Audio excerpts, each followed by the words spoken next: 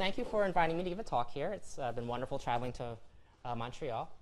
So I'll be talking about migration, schooling, aspirations, and the role of sending community context. So when we think of migration and children's outcomes, people engage in migration for many reasons, but it's often to improve children's well-being, and migration takes many forms. So when you say, I'm someone who's studying migration, there's lots of different things you'd be studying migration. It's either temporary or permanent. It might be an entire family that's moving at once. It might be simply some family members, many moves versus few, domestic versus international. And what's challenging is that, the mechanisms through which these things affect children, affect families may differ for all these. What I'm saying here is going to be limited to a certain type of migration that I'm looking at. That's specifically relatively temporary labor migration of a family member leaving a household in Chitwan, Nepal, going somewhere else. And what are the consequences for the child who is left behind or remains home in that sending region? So that's what I'm looking at today, and looking at the context of Chitwan, Nepal. Again, because findings that we might find elsewhere, migration to and from Europe, to and from the United States and Mexico, they may differ. So I think it's hard to say there's generalities that exist in all settings and all places, so I want to make sure I'm talking about this setting in particular. So when we think of what might be the consequences for children's schooling outcomes with regards to migration of a family member, we can think of as potential benefits, positives, or negatives, or hindrances or drawbacks. So in benefits, we can think of the economic benefits. So economic remittances, that is, economic returns to that migration, resources sent back to the sending community household. They may allow purchase of tuition, schooling supplies that make schooling possible.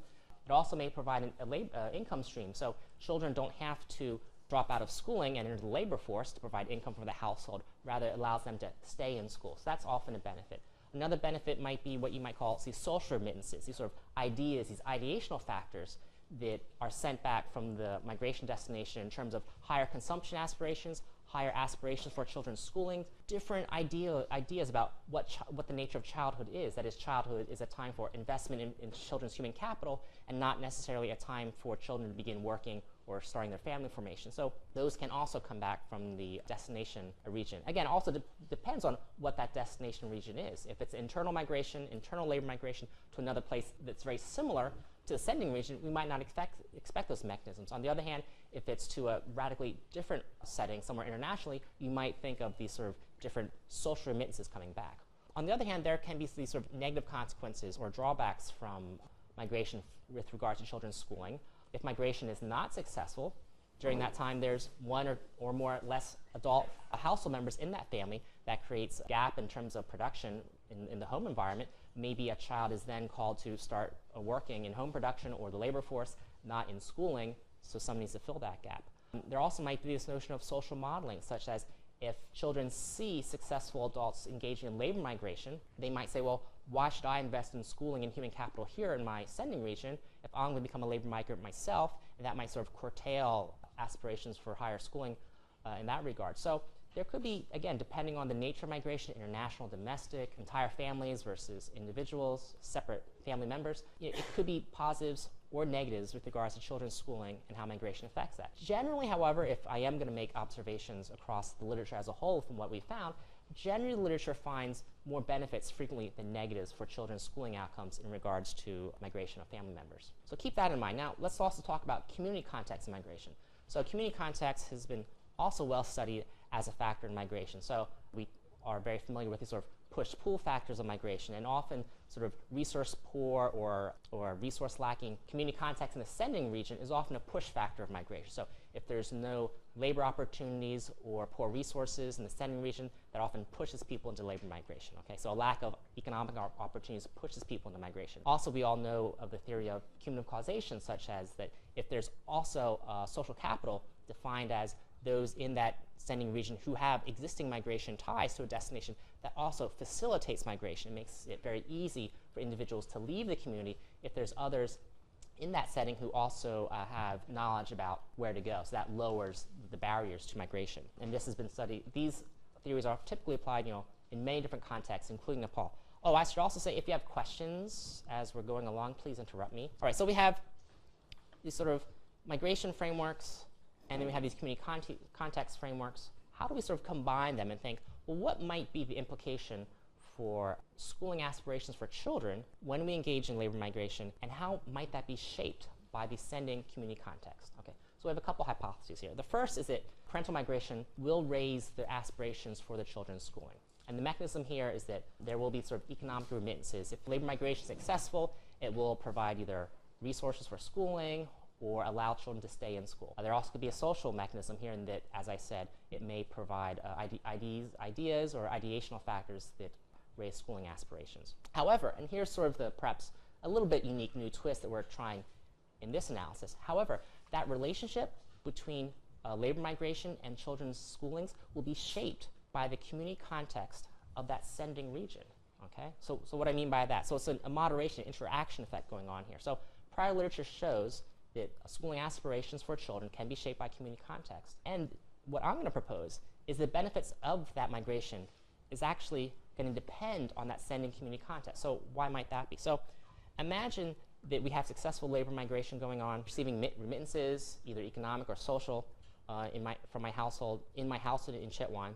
And as a parent, how might I then have aspirations for my child? I might say, well, I hope my child has very high levels of schooling. However, if my household is located in a region or an area where there's not a lot of employment opportunities, why would it then make sense for me to have high schooling aspirations for that child if there's nothing in the local labor market that would provide returns for that, right? So even if migration should raise schooling aspirations, if in the sending region there's no market for that higher human capital investment in that child, perhaps it won't raise schooling aspirations, because the parents know that what's the use of having higher schooling aspirations for that child because there's no labor market that would reward that investment. So what we're predicting here is the benefits of migration with regard to schooling aspirations are contingent on what the context is in the sending environment of that labor migration household. So that's what we're going to be testing here. All right, and the setting, as I mentioned before, is going to be this Chitwan region of Nepal. And this, Nepal is a quite diverse country, ranging from some of the highest peaks in the world in the Himalayas to very low elevation, almost tropical areas in the Terai, which is that sort of lower, the Terai region right here. The Terai is often called the breadbasket of Nepal. It's very rich agriculturally. This is low elevation, a couple hundred feet or a couple hundred meters. And this area, Chitwan here, Chitwan district, was a setting of very intense in-migration in the 1950s and 1960s. So in the 1950s, with the help of USAID and some other Nepali government agencies, this entire region here used to be completely forest. Dense forest, tropical jungle, malaria, relatively very sparsely populated, maybe some indigenous Taro peoples. But with help of USAID, they cleared this out. They reserved this as a national park, but this area was entirely cleared of trees and forest, and in a short period of time, it became one of the most productive farmland areas in the entire Nepal. So 1960s, 1970s saw huge in-migration from people all over Nepal, mainly from the more poor hill areas, coming to Chitwan, taking advantage of this huge agricultural resource. And Chitwan area became actually quite wealthy because of this huge agricultural resource. So in the 50s, 60s, and 70s, it was an area of huge in-migration. Now, however, it's developing some quite large migration streams, out-migration, to new destinations in the Middle East, Qatar and the Gulf states, as well as East Asia, such as Korea. Now, there's always been labor migration to nearby India, and Nepal and India have quite an open border. Nepalis and Indian nationals are allowed to cross this border freely. So there's always been labor migration to India. But what's new is this labor migration to these new destinations. And the development of these new destinations in the Middle East and East Asia are actually relatively new. So 20 years ago, so I started studying Nepal in grad school, and I first went in the late 90s. So 20 years ago, when someone was asking me, what is Chitwan like? I'd show them pictures like this and say it's largely agricultural, these beautiful skylines here up against the mountains and these very productive farmlands. But there was one large urban area that you have here, very crowded, a typical urban area in Nepal. The city of Narangat here, where you have these houses and people, mainly businesses here, and people might live above their houses. But this was pretty much what Chitwan was like, either agricultural or this relatively dense urban area that characterizes one corner of Chitwan. However, now, what we have is this actually fundamental transformation in the modes of production. We're seeing a rapid increase in these housing plots and these home plots that are not agricultural. Okay? So we're seeing these houses being built right next to each other. This is high-density residential housing. And these are actually very expensive houses, relatively speaking. These have electricity. They may even have municipal water supplies. This dense housing, and people living here, they are not engaging in agriculture. This is almost like suburbia in some sense. And you can see, and this has taken off in the past 10 years or so, people are converting farmland into these sort of dense suburban areas. And it's funny, you'll drive around and you'll see this little advertisement, and they have the entire thing like all drawn up into subplots. Like, I don't know what the suburbia is like around here, but when they convert a new area into suburbia, they draw up the house plan, and you can see where all the amenities are going to be, and it's just like that there, which is relatively new development, okay? So these people, they're buying these households, they're not getting their livelihoods from agriculture. A lot of them are getting their livelihoods through labor migration, okay? So husbands or family members are sending remittances, economic remittances back, and allowing people to have these different modes of production, fundamentally different from high-intensity agriculture, okay? So it's a different mode of production. When you think, what might the returns, what might be the effects on schooling aspirations for kids that are growing up, for families that are living in these types of areas as opposed to, say, these types of areas, okay? So it's a lot of social change going on in Chitwan, and migration is a huge part of it because it's allowing structures like these modes of production to be possible. Yeah? How many of these home plots are actually occupied versus, let's say, just a real estate They're actually, so yeah, that's quite interesting. So there is definitely, so I don't have numbers on, what part of the plots are occupied, but it's just that, driving around Chitwan, my qualitative sense of when I've been going over the years, this is definitely a new phenomenon. But yeah, there actually was a bit of a real estate speculation trend going on, and my colleague who goes to Nepal quite frequently said that after a while, the government stopped giving out loans for speculative land purchases because they were actually worried about something like this going on. But there definitely is a lot of real estate speculation going on, or at least there was. So how are we going to test some of these hypotheses? Well, we're going to use the Chitwan Valley Family Study, which is a longitudinal study of families and households in Chitwan. A sample was first drawn in 1996, and they surveyed about 5,000 people in 171 neighborhoods. And after that 1996 interview, there's been a continuous, we call it the household registry, since then. So every month or every 3 months, our interviewers go back to these households and ask, hi, remember us? Has anyone in the household died, gotten married? Where are people living? Are they here or away? Oh, by the way, what contraception are you using? Things like that. And that's been going on continuously. But what I'm going to use is, because that data is just vital events, what I'm going to use is the second individual interview they had in 2008, where they actually re-interviewed those original respondents and asked them a set of new questions about schooling and migration histories and things like that.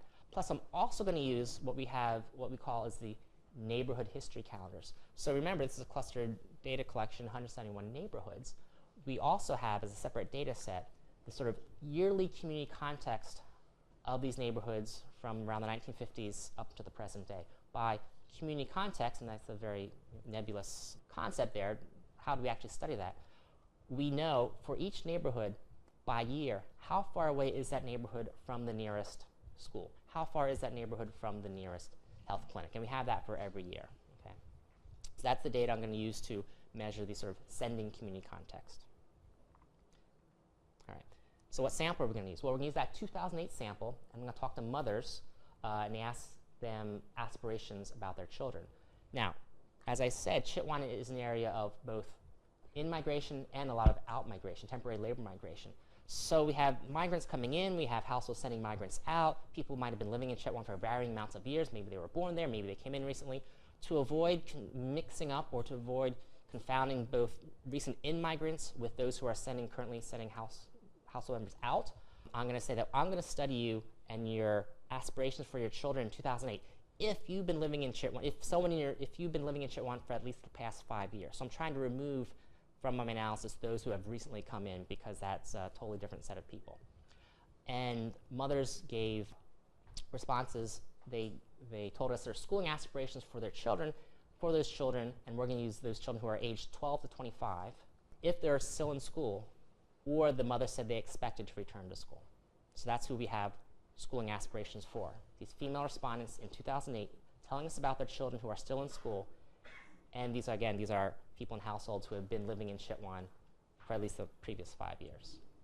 Why don't you look at schooling aspirations for younger kids? You know, I would have loved to do that, but the PI that collected this data asked the question that way, starting at age 12. So you have to talk to Arlen Thornton and ask him, why did you bound it to age 12? It might, and I haven't talked to him about this, it might be because by age 12 you have a sense of what that child's capable of. So below, and as we'll see in the next slide, families in Nepal have very high schooling aspirations for their children, even though average schooling completion, you know, is barely, you know, 12 years of school. So it might be, if you ask a parent of a 6-year-old, what are your schooling aspirations? They're going to say, oh, a master's degree. Okay? So they might be unreasonably high, which again goes to why we actually asked it this way. We don't say, how many years of schooling would you like this child to have? Because previous work has shown that in this setting, people give unreasonably high expectations. So what this is asking is, what is the lowest grade of school or year of college you would consider acceptable? It's like this, what's the bare minimum? And we still get relatively high aspirations for a setting where most people barely complete a school SLC or 10 or 12 years of schooling. So that's hard because you ask them when they're, you know, like if you ask them at 6, is this question asked of children that already dropped out of school? No, this is asked of, no, it's asked of parents of children who are either still in school or if they're out of school, if they expect them to go back into school.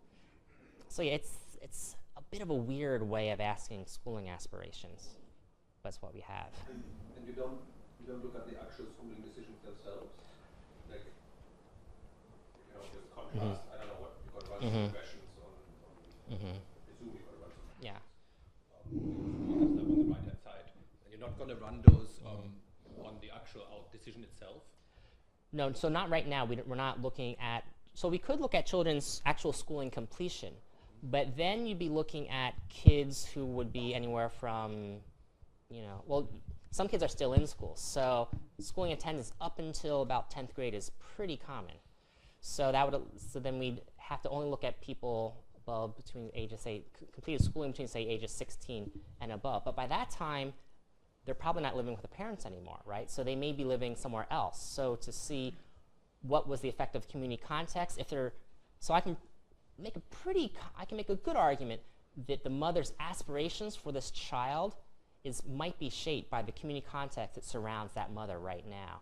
It'd be harder to say the completed schooling of a child who might be age 25 or 30 is shaped by the community context of the mother, because we don't know because that child might not be living with that mother anymore. So it's sort of a bit of a data limitation, plus it's just the first step looking at schooling aspirations. All right. So then we might think, well, how are these aspirations shaped by recent migration? So we're going to bound this to recent migration within the past 5 years because we want to make some link between the two. We don't want to say, well, migration experiences 15, 20 years ago. So what we're going to do is we're going to look at the, and again, remember, these are all households that were living in Chitwan for at least 5 years. So we're going to have a 5-year window and say, over the past 5 years, what is this household's relationship to migration experience? Okay, maybe they are a non-migrant household, that is, no migration of the mother or father in the past 5 years. Maybe they're a return migrant. They have some migration experience in the past 5 years, but they're now both back in Chitwan. Or maybe they're current migrants. The father's currently living away from Chitwan. And we see that there's distributions. So about half the households are non-migrants, about 20% are return migrants, and about a third are current ongoing migrants. Now, there's some caveats here because, again, this is not perfect. We're only looking at mothers and fathers, so there's not other household members, which may also affect the household's well-being in terms of resources, so we're missing out on that. And for right now, the analysis combines both domestic and international migrants, which are split up about, not quite 50-50, so about half the sample in the past 5 years had domestic migration only, 40% had international migration only in the past 5 years, and 7% had both. Okay. Then for our measure of community context, again, we're going to use those neighborhood history calendars, which asked, the way these neighborhood history calendars were asked is separate from the individual interviews. Our teams of interviewers went out to these neighborhoods and asked various people, anyone who was village elders, who may sort of return trips to this, and we asked how far away, a minute's walk, because very few people have cars here, how far away in a minute's walk is the nearest whatever, Okay? And we asked a lot of different community contextual measures. The one most relevant for this analysis is how far away is the nearest employer of at least 10 people in terms of a 10-minute walk. But we also asked about schools, health clinics, et cetera, and I'll go into some of that a little bit later. But this is the main employment measure. So how far away is that nearest employer? Okay. Now you might say, well, I told you there's that Naranga, that big sort of relatively big urban center in the northeast quadrant or northeast section of our study area. Maybe how far away the nearest employer, maybe that sort of employer density or employer accessibility is going to be correlated with sort of this general urbanicity. So what we have here is sort of a plot of all our neighborhoods, each neighborhood color-coded by how far away by walk is the nearest employer. And we see that while it's related, so here in the farthest strata of our, so strata 1 is here's Naranga, strata 2. As you get strata 3, it's farther away from the urban center, et cetera. Now you are more likely to find some of these light shaded neighborhoods, which means they are very far, relatively far away walk from the nearest employer. However, it's not completely correlated, right? So we have, these are neighborhoods that have very easy access to the nearest employer, and one would assume higher density of employers of 10 or more people. We see, of course, near Naranga, we have a lot of those types of neighborhoods. But even in the farthest strata 3 here, we have some neighborhoods that are actually quite close to non-family employers of 10 or more people, which suggests that actually it's not simply urbanicity that's going on here. Okay, so yeah, we are going to predict mother's schooling aspirations for her child using the migration measures and community context measures. We're also going to have a bunch of controls at the mother, child, and even community level. So we have some basic controls for the mother, her age, education, children of her born, and her caste. For the child, we're going to control for age and the gender of the child.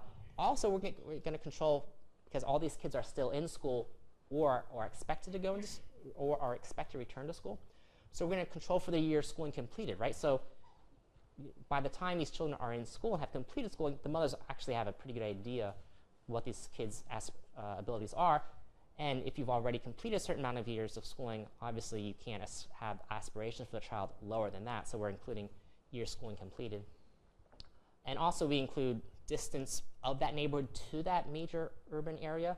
Again, the previous graph, I think, shows that urbanicity or distance to Naranga isn't completely correlated with employer accessibility, but just to be safe, we're including that in there as well as a control. So as I said, we're going to predict mother's schooling aspirations, treating that as continuous. Right now, we're just asking for one randomly selected child, so I don't have to deal with that other layer of clustering, but we will eventually get to that.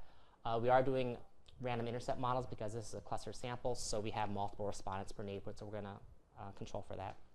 So our models are going to look at first simply function aspirations as a function of migration, aspirations as a function of migration experience the past 5 years, plus employer accessibility, and then finally, remember that we have this interactive hypothesis that aspirations are a function of migration, employer accessibility, but that migration experience, the effect of that aspiration is shaped by accessibility, right? So remember, if your house may be experiencing migration, which we would expect to raise aspirations, but if you're living in an area without a lot of employment opportunities, we think that migration experience actually isn't going to raise your aspirations as much. That's that interaction there that we're going to hypothesize as a negative coefficient on it. And I have some extra models to explore some different alternatives then too. And these functions are meant to be causal relationships? I wouldn't say they're, I mean, as causal as a typical regression is. I'm not doing anything that would sort of strengthen that causal assertion. There's no like fixed effects models or instrumental variables, but it's as causal as a regression model is, if that's what you mean. I don't know. I mean, like no, that's not what I mean. Okay. What I mean is like we are actually looking for structural relationships. Well, yeah, I mean, trying to describe them, right? So a structural relationship maintains some policy invariance. So I mean, you are trying to say something like if a family member migrates, this has an impact on aspirations. You're not going to just say. I mean, the other interpretation is those people who migrate are more likely to have high aspirations in the first place, but you actually see the direction going the other way, or? Well, right. I mean, ideally, you always. I mean, I guess it depends on one sort of orientation to regression modeling. Ideally, you want to say it's causal, but with the caveat that, of course, it's causal under the assumption that I don't have unobserved heterogeneity or unobserved things in there. So I am assuming, if as long as I'm not missing something that's correlated with both independent and dependent variable, these are causal, but I'm not saying that. I'm not so much Yeah. wondering about the regression models themselves, Yeah. right? Regression models just describe correlations. But in the language that you employed earlier, you were talking about stuff that shapes aspirations. Yes, so that's definitely. A causal language. Yeah, so definitely I would. That's ultimately, maybe these regression models don't get to it for various reasons that we can make up. Yeah. But that's ultimately the goal, is to get like what shapes the aspiration. Yeah, definitely. Causality is an issue. Yes, definitely. I would love to say that the results are consistent with a causal explanation, but perhaps not nearly, of course, prove that. Yes. I mean, you mentioned that you don't have information for other household members. But I was just wondering if you have, if you can collect that information or something and look at joint family members. So if I have a brother and look at the brother's family and whether or not they migrated, that may be one way to control for some of these family level unobservables, at least at the joint family level. But I'm not sure if that's feasible with you. Right. So actually, I said that we have that household registry where we go back at a minimum every 3 months and say, hi, what contraceptive are you using? We do collect household living arrangements. So we haven't done it yet. So I'm only using data from the individual interview. We have this other registry data, which is incredibly messy, but it does have that in there, and I haven't gotten to that yet. But so yeah, we will be able to include the migration histories of other household members. Yeah. Yes. I have just a follow-up question to that because it's been needling me. It also seems that because you interviewed the mother, she cannot be a current migrant. So we can know if the father's a current migrant, but we can't know if the mother's a current migrant. And I guess I just want some sense of, even of recent migrants, like how common is female migration in this area, and how might that be affecting your interpretations here? Typically, it is male labor migration. If it's female labor migration, it's premarital or non-marital. I don't have the actual numbers to give you, but that's why I went with asking mothers as opposed to fathers for this analysis. All right, and what would a talk be without lots of regression models?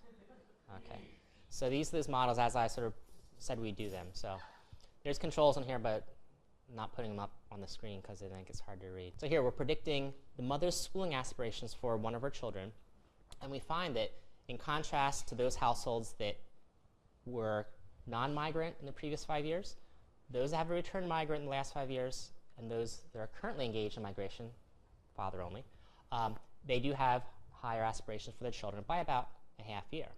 Okay, that's sort of consistent with a lot of literature that predicts generally positive outcomes for children's schooling as a result of labor migration. Okay. Now let's bring in community context. How far away is the nearest employer of 10 or more people in terms of minutes walk? No relationship there. But again, the hypothesis that we were suggesting was interactive, in that we predicted that the positive or the beneficial effects of migration would be weakened by community contexts that had less access to employers. And that's actually what we find here, this negative interaction. That is, in general, while return migrants, again, and this interaction is only for return migrants, while return migrants have higher aspirations for their children, the farther away that mother is from employment activities, those higher aspirations are weakened. And again, interaction effects are often hard to visualize. What are the actual numbers here? Well, let's plug in some hypothetical values here, or actual values. So in the entire data set, the mean minutes walked nearest employer is 12 minutes. Let's take one standard deviation above, one standard deviation below. So if we're in a, if you're a mother that's living in a household that actually has a lot of access to employers, that is only on average it's a 3-minute walk. If you're in a return migrant household, you have aspirations that are higher by about 1.14 years.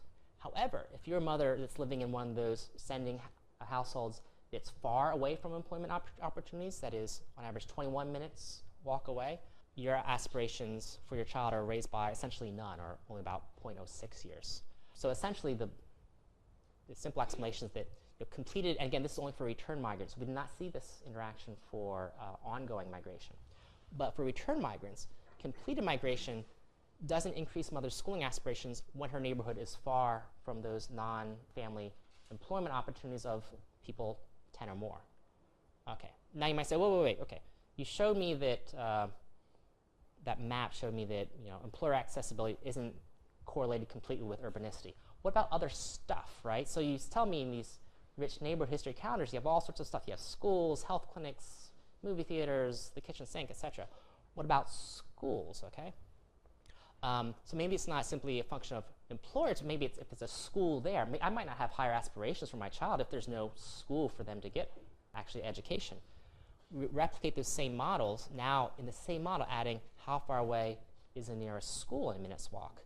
Again, the result for employers remains, and we don't see a similar pattern for schooling. So it seems like it actually might be, again, I can't say what it actually is, but it might be, again, schooling aspirations of that mother are shaped by what her perceptions are of that child's ability to actually perhaps benefit from that schooling. We see that again here. Now another thing, you might say, well, wait, so you're looking at, again, partly this is a function of the weird way in that schooling aspirations question was asked. It was asked of children who are at least age 12 up to 25. What are your aspirations for that child if they're in school or may return to school? So again, that or may return to school is sort of a bit strange here. I might have a child that's 23 and maybe the child has no intention to return to school, but I, the mom, hope she will. What if we restrict that age range even further? Let's say restrict it only to kids, restrict the mom to responding about only kids who are aged up to 17 who are currently in school, okay? Again, we get the same pattern of results. So it's not perhaps the age range of including these 18 to 25-year-olds who probably aren't perhaps going back to school if they're not in school. And we get the same pattern of results. Again, beneficial effects of migration, but these beneficial effects seem to be weakened when that mother is living in an area that's, say, farther from employment opportunities. Again, we get this effect even though our N is actually quite dramatically reduced because we're dropping off those higher age groups. All right, so what's the summary here? Well, mothers who are exposed to recent migration, either ongoing or completed, have higher schooling aspirations for their children. And it seems like community context sort of shapes the nature of this relationship. That is, mothers who are living further away from non-family employment opportunities in which that might value schooling, they seem to have, the labor migration does not raise their aspirations as much, okay? And the results appeared to be robust to some alternative explanations about community context. I include that measures of schooling, although I could include others ones. It seems to be robust to the child ages, so I would just restrict that to children of schooling age. We still get the same results. However, there's a lot of additional work to be done here. So again, I only look at migration experience in the past 5 years. We could go back further. I need to have some more controls into the selectivity of this migration stream. So what's the household socioeconomic status, the modes of production, some better definition of migration. Again, we don't have the parents, but as I was answering your question earlier, we can go get other family members of this from the registry data. It's a bit messy, but you know, if we can't work with messy data, that's our jobs, right? Okay. We should separate international versus domestic migration, and also maybe some more additional theoretically relevant measures of community context. So I have employers in schools, but even that measures of school isn't all that great because it was the nearest school. We actually know a lot about those schools. It should be the nearest school that offers at least a 12th grade education, right? The nearest school might be going up to age 6, so that really isn't going to shape aspirations. So maybe that's why that measure didn't really work. Again, there's some refining to do, and also some better modeling, so some taking into consideration that additional level of clustering of children within mother. So right now I just use one child per mother, but I should use all of them. Whoever is reviewing these things for PAA hopefully will forgive these omissions, because I submitted this to PAA this past year. But that's what I have so far, and I'd love to hear your feedback and concerns about this. But thank you.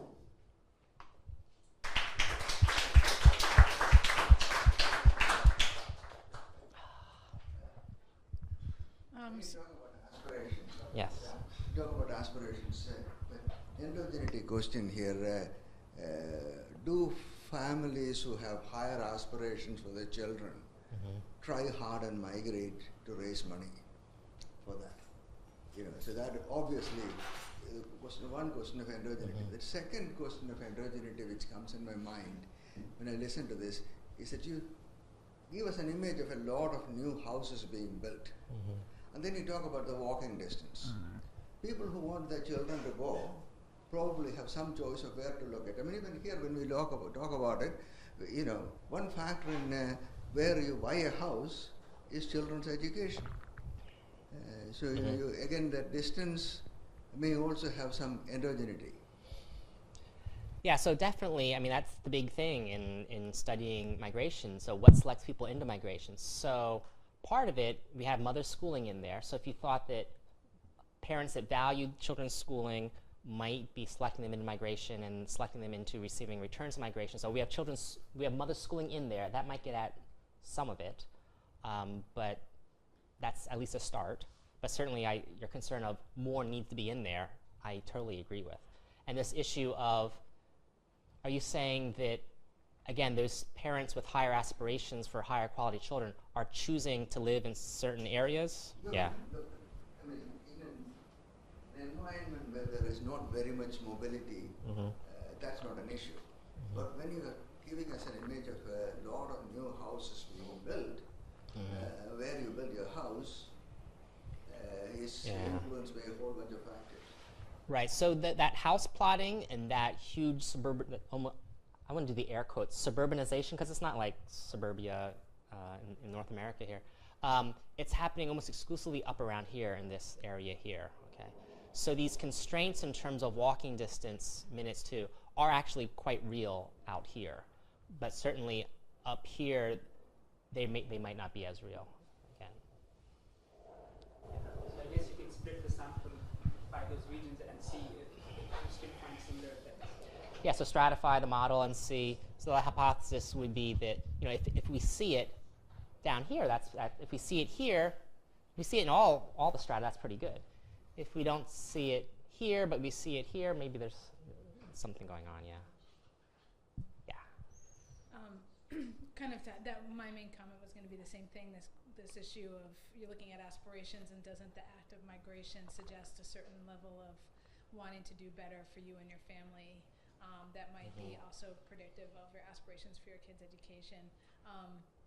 And it even might tie in some with this, in that I'm not sure if the story actually completely works, but maybe in areas that have fewer employers, that act of migration might be more of an act of desperation, sort of that you know, everyone has to go do something, whereas if you come from an area where employers are pretty decent and yet you're migrating, that might suggest a more ambitious aspiration than others. So again, you have the same self-selection problem.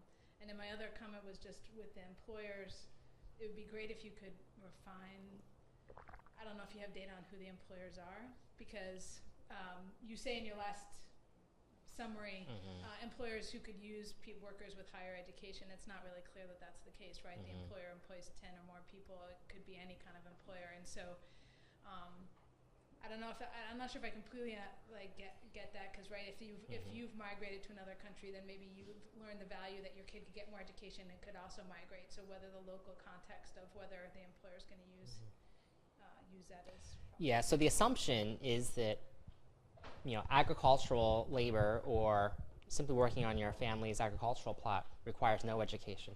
Working for an external employer may require anywhere from high education to no education. So one could say on average, which you wouldn't want to do, but on average, a non-family employer of 10 or more people probably would require more education than not working on but yeah, again, some more specificity would actually tighten that relationship up and be better able to estimate it. I definitely agree with that. It's really related to the previous one. I wonder about the distance to employer measure, because it seems to me that if someone is 5 minutes from an employer and the pay offered by the employer is a fraction of the pay available if the person goes to another country, it doesn't really matter how far you are. You can be 5 minutes away, but you'll still have a strong temptation to migrate. And secondly, it seems to me your maximum distance traveled is really quite small. Walking 35 minutes to work, the only third world country I know is South Africa. They take hours to get to work, or they did anyway at the time immediately after apartheid fell apart. So is 35 minutes the largest distance that you have? In this data set, yes. So and again, the walking distance to nearest employer, what we would really like to have is density of non-family employment experiences. So what walking distance to is sort of a way of getting at that. So yeah, whether it's a 10-minute walk or a 20-minute walk, if you want to work there, you can definitely walk there.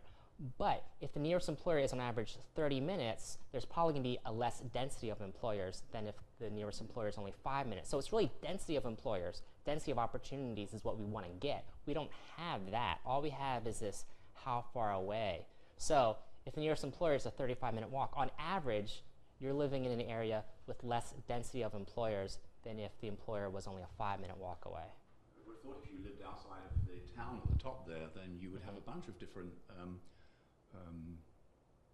let me see, you'd have a number of people all with 35 minutes away. But the same could be true if you have a single employer. Actually, it might be interesting to know some more about who these employers are. Yeah. You only have people with 10 or more employees, right? Right. Now, I mean, this is the big city. However, there are, at some intersections, there's actually quite a bit of development. So down here in Jagatpur, there's actually a bit of a development here. So, I mean, I guess it's not maybe that one slide where I showed this is a bit of an oversimplification that we have Narangat here and then everyone else is like this. It's more like we have some smaller clusters of not even urbanization, but smaller clusters of houses and businesses at some of these other areas. So that's why you're getting areas like this down here where it's definitely far from Narangat, and between there there's lots and lots of farmland, but there are quite a bit of employers down in areas like this. But yeah, if we could, so for schools and health clinics, we have, because there's relatively few of them, we have an enumeration of them. We know all of them, and we know actually characteristics of them. Because employers of 10 or more people, there's thousands of them, and we can't get an enumeration of them, so that's why we're limited to this sort of how far away is the nearest one. But yeah, we definitely would love to know more about them, and essentially what type of education do they require? What type of jobs are these? If it's simply someone employing someone to work at your junk metal scrap sorting heap, you don't need that much education for that, as opposed to someone who's working at a, you know, a copy supply center or something like that. Or something. Yes? So assuming that you could get around the endogeneity problems and actually establish that there is some relationship here, or some causal relationship rather, what would be the implications of that? What would you, in terms of, would you recommend any policies? Would you, so like, is there something coming out of it that we could say, sort of take and say, okay, this means something to these people because here's what we could do or not do or recommend? Well, I mean, if we accept it as causal or suggestive of causal, it seems that, you know, mothers' aspirations for their children might be shaped by what they see around them. But, you know, there is transportation infrastructure in Chitwan. I mean, there are buses. And maybe if people knew about how much opportunities there actually were, they might not lower their aspirations, right? So these are aspirations by mothers living, you know, out here. They might look around and not know that much about what, because they have not much non-family labor experience as well. So you might not have aspirations for things you do not know about. I mean, there is a general aspiration for higher education because people recognize education has a value. But if the family has less experience in the non-family labor market, if they don't really know how that education translates into actually jobs. But your data about how far the employer is taken from them, right? So they seem to know. Well, it's taken, so the neighborhood history calendars, so we interview mothers as part of the individual interview. Then at a different point, we go back to these clusters and we show up, and as soon as our researchers show up, lots of people say, hey, what are you doing here? And we say, okay, we're talking to people, how far away is the nearest employer? There's disagreement, we get consensus. They might not be people in our survey. So those are other people in the neighborhood that might not be in our survey. So it probably is not the mothers, actually. It's probably the old men sitting under the tree drinking tea afternoon. They are probably the ones responding about how far away the nearest employer is. So can you talk through some more about just your causal mechanism about how this goes? So I'm still fixated on the fact that most of these migrants are actually the fathers or the men, and somehow it's men's migration experiences that are affecting women's aspirations for their children, right? And so it really can't be a story that you go off and you see the big city or big opportunities or are exposed to different cultures or different environments, and that changes your attitudes about educations and therefore how you feel about your kids, right? It could be that changes men's, and then men are projecting their aspirations for their kids or for their kids' education on the wife, and then the wife repeats that, right? But it could also just be that the men are bringing home more money, and her aspirations for her kids' educations are because she's wealthier now, right? And so can you can you talk about kind of how you see exactly that the causal mechanism being the one that you think you're really picking up here? Again, I would sort of say, because the data don't measure it, Right. I would just still put forth, it could be either the sort of economic or social remittances. And when men are engaged in labor migration, it's not that they're away for 5 years and never come back. They do return occasionally for holidays and to see their family members. But because I'm not measuring the actual dollars, if there are dollars coming back, if migration is successful, I'm not measuring how those men's or women's or men's attitudes have changed as a result of migration. I would just simply put forth these two and say it could be either of these, because I'm not measuring the mechanisms. I can't differentiate. Do you want? Could you look at household assets and anything about? I mean, it just seems to me that it's hard. The social change one has to go from the husband. He has to somehow transmit that to the wife, right? Or else she just has to be mimicking back his aspirations, and so it's just, yeah. But I mean, it could be higher consumption. I mean, it could be, the economic remittances come back and they say, oh, we can afford this. And it could be indirect. I mean, it could be these higher consumption aspirations could. I guess part of my question is it just this ability to afford more education, right? I mean, presumably education's free, but in a lot of poor contexts, education isn't actually free. There are school uniforms and, fees to take exams. And there's public versus private schools, exactly. yes. There might be private schools and things like that. And so what about the ability versus, economics gives you this, I mean, again, the economics to me sounds, again, is the aspirations to raise parents. Well, I guess it is capability. So sort of, but is it that they're just, they always had these aspirations, just now they're realistic. And so, especially because you're measuring the bottom amount, and before it was like, well, I'd love them to go up here, but realistically they're only going to go down here, and now they can be like, no, I think we can support them for further. It's just that I wish I could measure that, but I can't.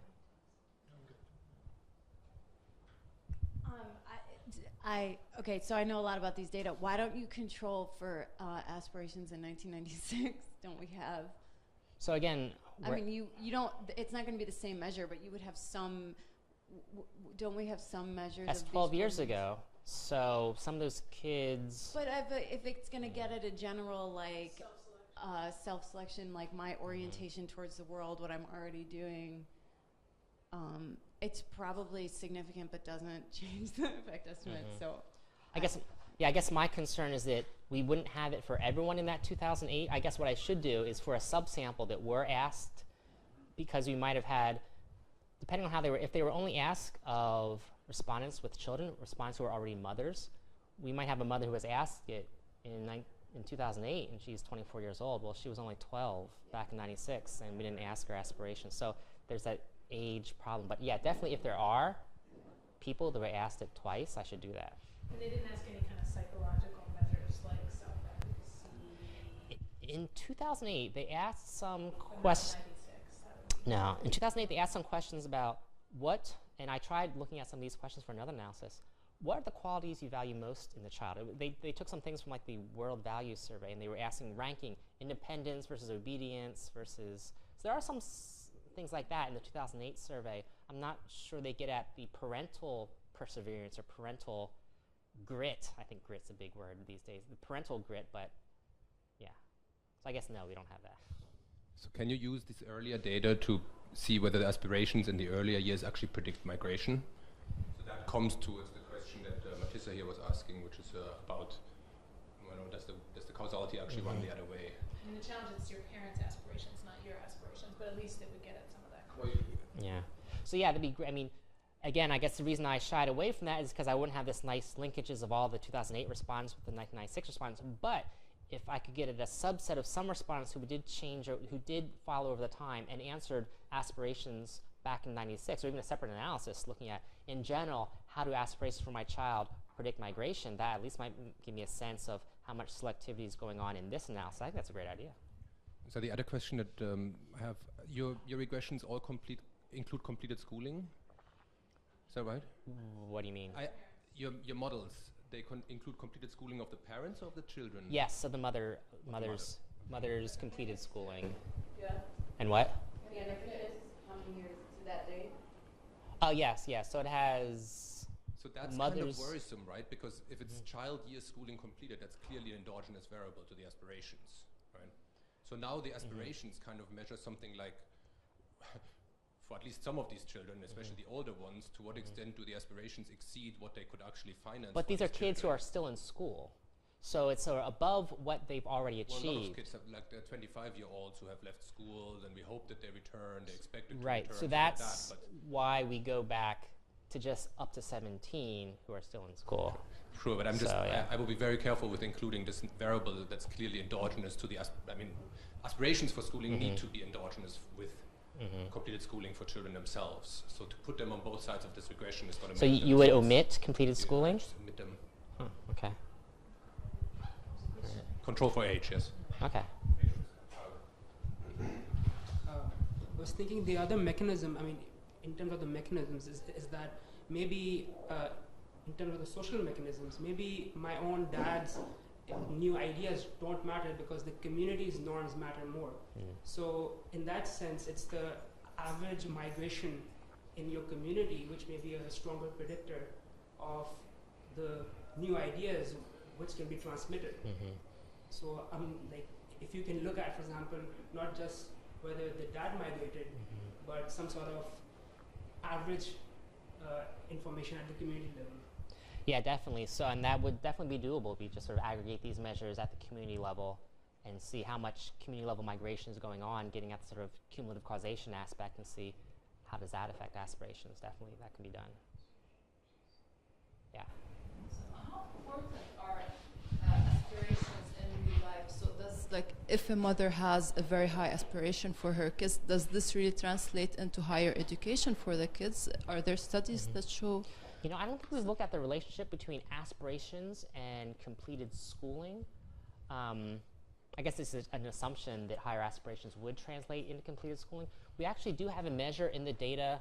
We haven't used it, but it asked parents, have you started saving money for your child's education?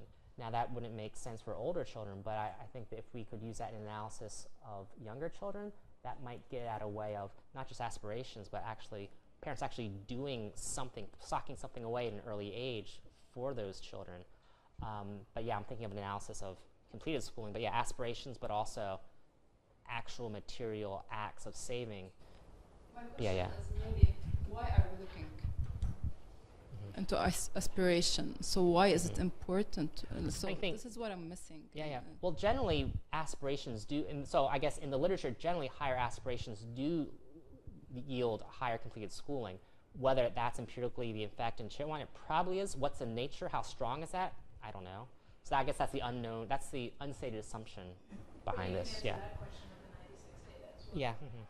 Yeah. Because you follow those kids. Yeah. Some of them, there are some sample issues as we learn. Welcome to data. Under 12-year-olds, not being asked a question of nothing. Yeah. But yeah, for some of the kids, you couldn't follow it. Yes. Has the nature of the migration there changed at all in terms of, is it really sort of this back and forth return migration, or is there some migrants that then end up staying longer and become permanent immigrants in a way, or is that sort of really the sort of cyclical nature really something that persists there? What has really changed is those destinations in the Gulf and East Asia. That's really been the big change. And you know, I even observed that myself, because when I used to travel to Nepal and as a grad student in the 90s, you either went through Europe or you went through Asia. You never went through the Gulf states. You know, now there's all these trips from the Gulf states to Kathmandu. You fly there direct. You know, those airline patterns, they follow where the demand is, and I think seeing that really is yet another confirmation of that. Yeah, this is a new destination. So that's what I see as the big change. I haven't empirically looked at the nature of the migration in terms of how long the spells are, and how many people are then permanently leaving our study sample. That's actually harder to get at when the entire family ups and moves. But I can tell you definitely the change in destinations is definitely is really something that's new. All right. Thank you. All right, well, thank you.